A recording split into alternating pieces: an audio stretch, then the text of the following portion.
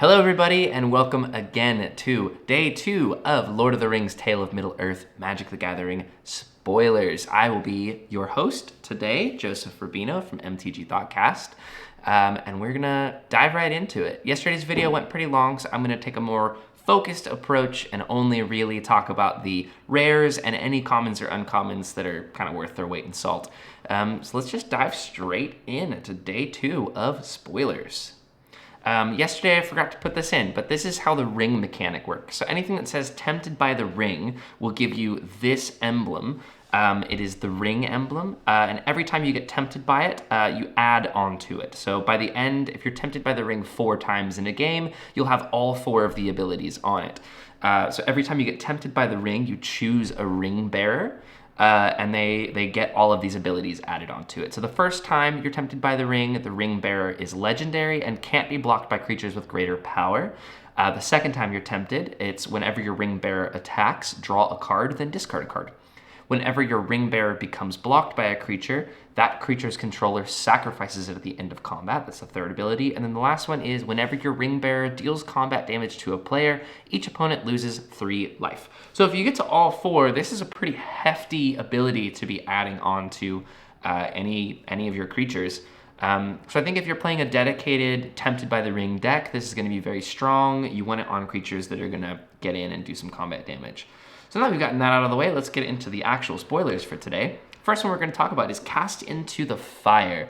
Cast into the Fire is 1 and a red for an instant. At common, choose 1, Cast into the Fire deals 1 damage to each of up to 2 target creatures, or exile target artifact. So these are both very strong abilities. Being able to take out 2 of somebody's tokens, or red just doesn't get a ton of exile target artifact effects. So, I mean, I was even playing a game recently where I was losing to a Spine of Ishsaw because I could only destroy it. So being able to exile an artifact for 2 mana at instant speed in red feels strong enough and new enough that I want to talk about this and mention it, that it's just even a good option if you're playing a Braid. You maybe want to be exiling an artifact instead. Next, we have Doors of Durian. It's 3 red and a green for a legendary artifact. Whenever you attack, scry 2, then you may reveal the top card of your library. If it's a creature card, put it onto the battlefield tapped and attacking. Until your next turn, it gains trample if you control a dwarf and hexproof if you control an elf. So the last line feels a bit like flavor text to me. The real juice of this is the whenever you attack, scry 2. So you're getting to set up the top card of your library. Then you get to reveal the top card. If it's a creature card, it just comes onto the battlefield tapped and attacking. Does not go back to your hand at the end of combat, does not get sacrificed, none of that. You just get a creature for free in and attacking somebody. All you have to do is play a 5 mana do nothing artifact and attack. So if you're playing a red-green attacks deck, anything that's planning on swinging in with stuff, you want big creatures down, this is going to probably net you a free creature a turn because you get the scry 2 before the creature comes down. So I'm very high up on Doors of Durian here. Next we have Fall of Gilgalad. It's 1 and a green for a saga at rare. The first saga ability is Scry 2, which this is only the 17th time that Scry has come to green. So this is a really cool, mono green at least. This is a cool thing to have of just 2 mana Scry 2 is sort of like drawing a card, so that's pretty good. The second ability is put 2 +1/+1 counters on target creature you control. Sure. Third ability is until the end of turn, target creature you control gains. When this creature dies, draw 2 cards. Then that creature fights up to 1 other target creature. There's a lot of sneaky value in this one. So the third ability there, you can choose one of your smaller creatures. Like if you have a 1/1 token or something that you don't care about, you could have that creature get the when it dies, draw 2 cards ability, and then fight one of your bigger creatures so it just dies. So there's a lot of times that this is just gonna say 2 mana, scry 2, put 2 counters on something, draw 2 cards. It's pretty strong. I would play this in a decent amount of green decks that I would be playing. Especially if you have any +1/+1 counter synergies. It's just strong. Being able to filter the top 2 cards of your library in green this is going to be sneaky good value. Fires of Mount Doom is 2 and a red for a legendary enchantment at rare. When the Fires of Mount Doom enters the battlefield, it deals 2 damage to target creature an opponent controls. Destroy all equipment attached to that creature. For 2 and a red as well, it has an ability to exile the top card of your library. You may play that card this turn. When you play a card this way, Fires of Mount Doom deals 2 damage to each player, including yourself. So this is, I don't really know where this one sits. 3 mana to come down and deal 2 damage to something is not great. Destroying all equipment attached to it is fine. Like, what sucks is you won't be able to destroy people's Swiftfoot Boots or Lightning Greaves because you can't target the creature to deal the 2 damage to it. So I think that's a pretty big knock on it. You will get rid of some like cranial platings. You'll get rid of some, if anybody is playing with an Umezawa's Jite, like any of that you can destroy it. So I would almost read this as 3 mana destroy target equipment, kind of. The bottom ability is pretty cool too. Paying 3 to exile the top card of your library, you get to play it, is very nice. Dealing 2 damage to each player as well is totally fine. You'd take the 2 damage to be able to deal 2 damage to somebody else and draw a card. So this is, it might have a home somewhere. I don't know what you would cut for it or what you would add it to, but it's a cool one. Forge Anew, this is a very cool one. 2 and a white for an enchantment. When Forge Anew enters the battlefield, return target equipment card from your graveyard to the battlefield. So in an equipment deck, this is already very strong. As long as it's your turn, you may activate equip abilities anytime you could cast an instant. So what that means is you can switch equipment around during combat, which you can't normally do. Normally, equipping a creature is at sorcery speed. So anytime on your turn, you can move equipment around. And then the last line says you may pay 0 rather than pay the equip cost of the first equip ability you activate during each of your turns. So this makes very expensive equipment like Colossus Hammer. It's just another way to break it. So, and just getting a little extra value of if you have any equipment in the graveyard, this just returns it. This is going to be an auto-include in any equipment decks that are playing white. It's a little bit of Sigarda's Aid, it's a little bit of a draw spell, and then the instant speed thing is just icing on the cake. Let me go to the next one. Frodo, Determined Hero, is 1 and a white for a legendary creature, Halfling Warrior. He's a 2/2. When Frodo, Determined Hero, enters the battlefield or attacks, you may attach target equipment you control with mana value 2 or 3 to Frodo. So we're seeing an equipment theme in white here. As long as it's your turn, prevent all damage that would be dealt to Frodo. So Frodo's just going to be swinging in. So you want to throw some equipment on him. You want to throw Umezawa's Jite onto him. Equipment that care about your creature attacking. Frodo is going to be the best one to put it on because he can't die in combat to damage. Even if he gets blocked by something with Death Touch, it prevents the damage and he doesn't die. So Frodo is just gonna keep on swinging in, getting you your value for your equipment. Gandalf, White Rider, is 3 and a white for a legendary creature Avatar Wizard at rare. It is a 3/3 with Vigilance. Whenever you cast a spell, creatures you control get +1/+0 until end of turn. Scry 1. Strong. Scrying 1 when you cast a spell is great. When Gandalf White Rider dies, you may put it into its owner's library 5th from the top. So Gandalf's just going to keep coming back. I like this theming that they're doing for Gandalf here, where he leaves sometimes, he comes back. The blue-red Gandalf that's in the set as well is a very similar where it'll go back to your hand, you get to recast it. So the theming and the flavor that they're giving Gandalf, I think is very, very cool. Okay, guys. Golem Scheming Guide is so freaking cool. It's 1 and a black for a legendary creature, Halfling Horror. It's a 2/1 at rare. When Golem Scheming Guide attacks, look at the top 2 cards of your library, put them back in any order, then choose land or non-land. An opponent guesses whether the top card of your library is the chosen kind. Reveal that card. If they guessed right, remove Golem from combat. Otherwise, you draw a card and Golem can't be blocked this turn. So you're playing the what's in the pockets is game. So when you attack with him, the way it works, you're going to scry 2. You put them back however you want. And then you're going to look at your friend and say, hey, Seth, I'm going to choose non-land. Do you think that I put a non-land card on top? And if he says yes, and you flip it and it's a non-land, then that just stays where it is and you remove Golem from combat.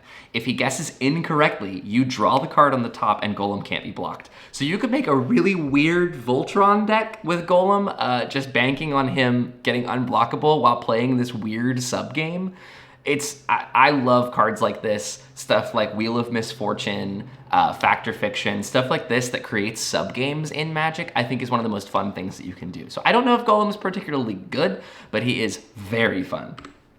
Up next, we have Mahar Urakai Captain is red and a black for a legendary creature Orc Soldier. He's a 2/2 with Menace, which means he can't be blocked by except by 2 or more creatures.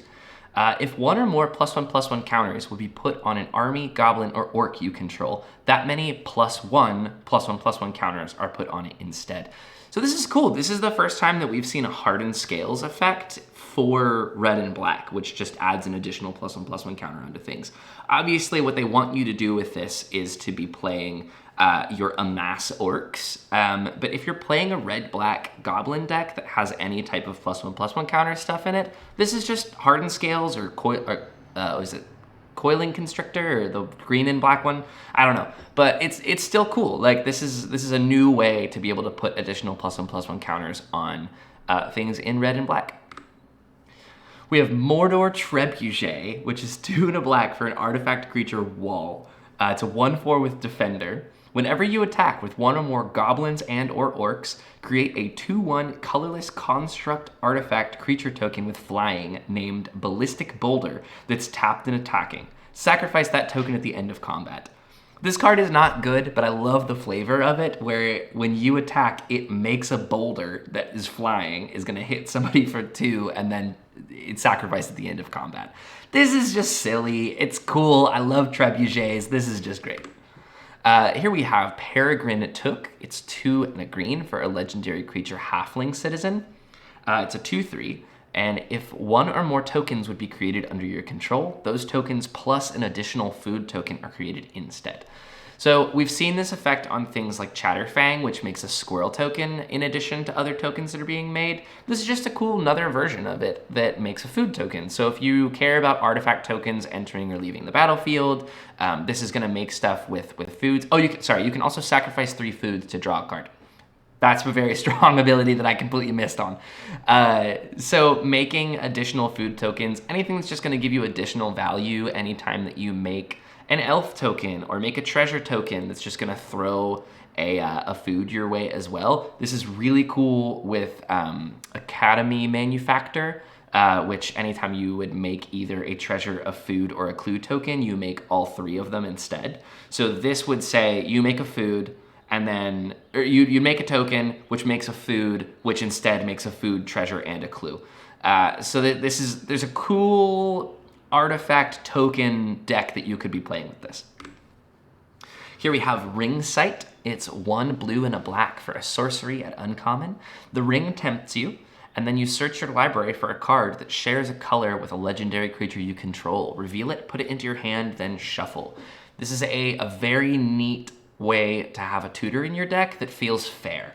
A lot of people don't like when people play with tutors.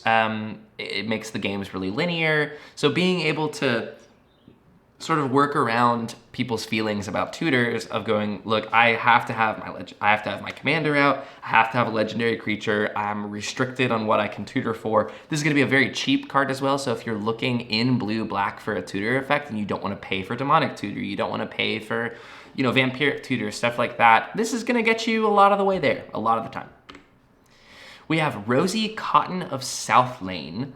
It's 2 and a white for a legendary creature, halfling peasant, and it's a 1/1 at uncommon.